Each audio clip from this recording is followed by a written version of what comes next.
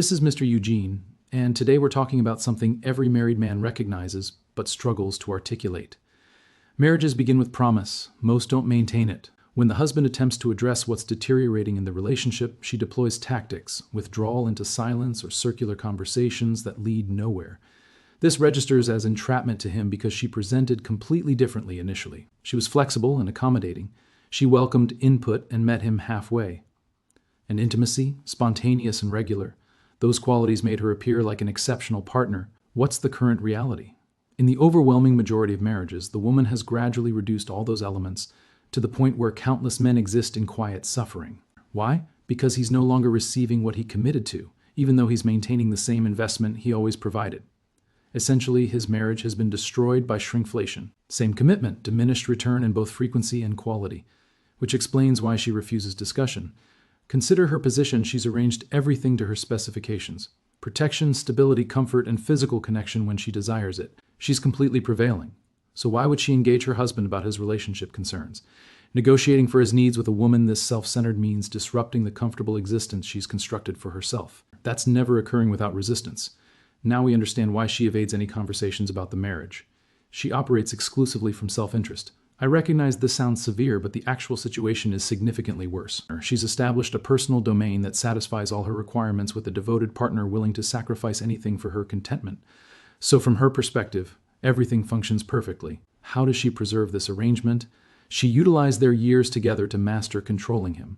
So when he attempts to discuss issues, she employs those mechanisms to divert him from his concerns. For example, when he raises something, she produces tears, generating guilt in him for causing her distress. She escalates to anger, forcing him to attempt de-escalation. She becomes passive-aggressive, triggering his frustration.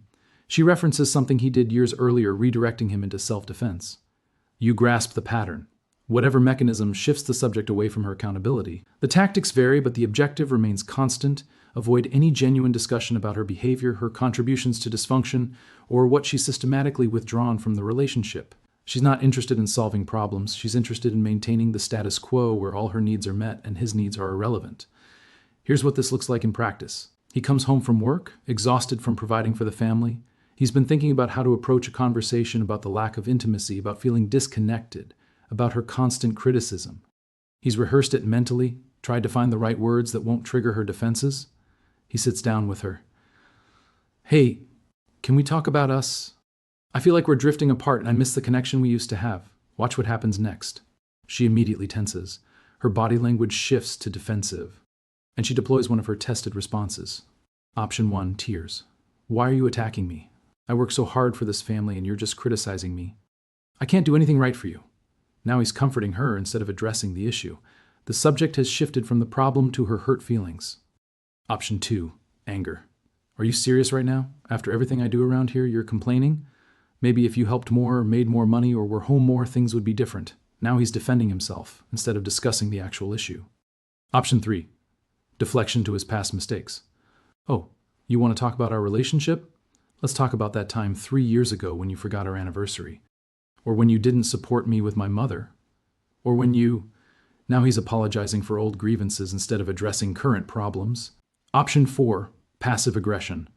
She goes silent, gives him the cold shoulder for days, makes the house tense and uncomfortable. Withholds even the minimal affection he was getting. The message is clear: bringing up problems makes everything worse, so don't do it. Every single one of these responses accomplishes the same goal: avoiding accountability and shutting down honest communication about her role in the relationship's deterioration. And here's the devastating part: this works. After enough cycles of this pattern, he stops trying. He learns that attempting to discuss problems creates more problems. That his wife will deploy whatever manipulation necessary to avoid examining her behavior. That peace, even miserable peace, is better than the war that results from trying to improve things. So he accepts the shrinkflation. He accepts getting a fraction of what he signed up for while continuing to provide everything he promised. He accepts living with a woman who's physically present but emotionally absent, who provides companionship but not connection, who shares his home but not his life. And she's perfectly content with this arrangement. Why wouldn't she be? She has financial security without having to work or contribute financially. She has social status as a married woman. She has someone to handle problems, fix things, manage stress. She has the comfort of a provider without the obligation of being a partner. From her perspective, the marriage is functioning exactly as it should.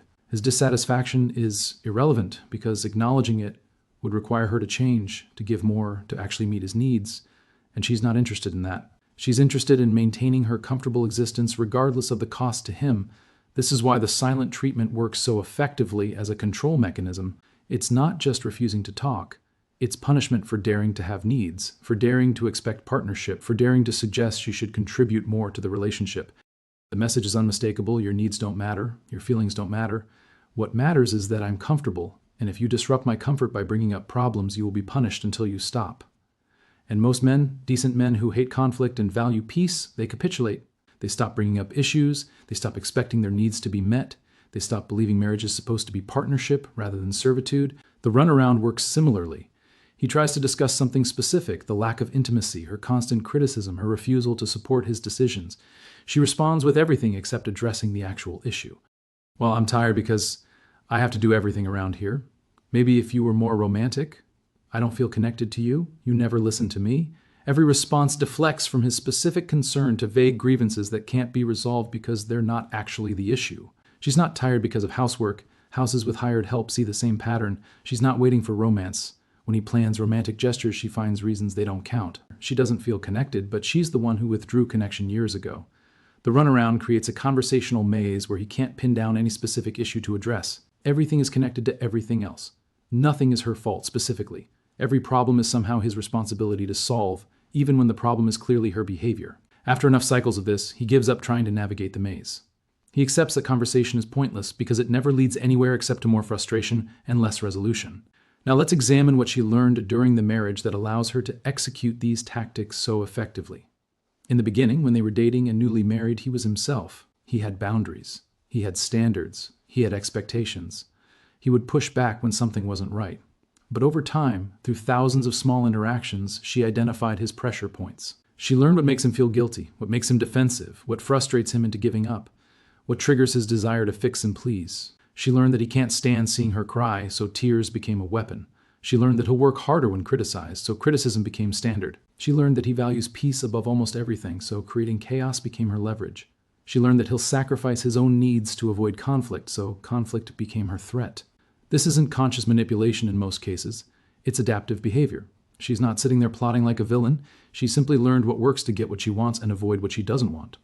And what she doesn't want is accountability, contribution, or examination of her role in relationship dysfunction. The tragic irony is that the qualities that made him a good husband, his desire to please, his conflict avoidance, his commitment to peace, became the weaknesses she exploits to avoid being a good wife. His strength became his vulnerability, and she weaponized it. So what's the solution? Because understanding the pattern doesn't fix it. And most men watching this are living this exact dynamic right now, wondering if there's any way out besides divorce or decades of quiet misery. First, recognize that you cannot negotiate with someone who refuses to negotiate in good faith. If she's deploying these tactics, she's not interested in solving problems. She's interested in maintaining her comfortable arrangement. No amount of better communication will fix that because the problem isn't communication. It's her unwillingness to be accountable. Second, stop accepting the tactics. When she cries, don't immediately comfort and abandon your concern. Acknowledge her emotions but return to the issue. I understand you're upset, but we still need to discuss this. When she gets angry, don't get defensive. Stay calm and factual. Getting angry doesn't address what I'm raising. When she deflects to your past mistakes, refuse the bait. We can discuss that separately, but right now we're talking about this specific issue. Third, accept that she will escalate when her usual tactics stop working. The silent treatment will last longer, the anger will intensify, the passive aggression will become more pronounced. This is her attempting to reestablish control through increased pressure. If you cave during escalation, you've just taught her that she needs to push harder to get you to back off. Fourth, be prepared for the reality that she might not change. Some women are so committed to their comfortable arrangement that they'll choose divorce over accountability. They'd rather blow up the marriage than examine their contribution to its dysfunction. If that's who you're married to, no tactic will fix it. You'll have to decide if you're willing to live with that permanently or if you need to exit. Fifth, stop providing at the same level while accepting scraps in return. This doesn't mean abandoning your responsibilities. It means stop going above and beyond for someone who won't meet you halfway. Stop sacrificing your needs entirely for someone who won't sacrifice hers at all. Create some balance in the investment, even if it feels uncomfortable. The bottom line is this: shrinkflation in marriage happens because men accept it. She reduces what she provides because she can, because he continues providing regardless. because his commitment isn't conditional on her reciprocation. The moment you make clear that your continued investment requires her reciprocal investment, the dynamic shifts. She either steps up because losing the arrangement is worse than contributing to it, or she reveals that she values the arrangement more than she values you. Either outcome gives you clarity, and clarity, even painful clarity, is better than decades of confusion about why you're miserable in a marriage that looks fine from the outside. If this resonated, if you're living this exact pattern, drop a comment. Let other men know they're not alone in this, that it's not just their marriage, that it's not just their wife, that this pattern is epidemic and nobody's talking about it honestly. And subscribe for more truth about marriage dynamics that relationship counselors won't tell you and society has decided is too uncomfortable to acknowledge. Someone needs to say what millions of men are experiencing but have learned they're not allowed to articulate. And that's exactly what this channel does.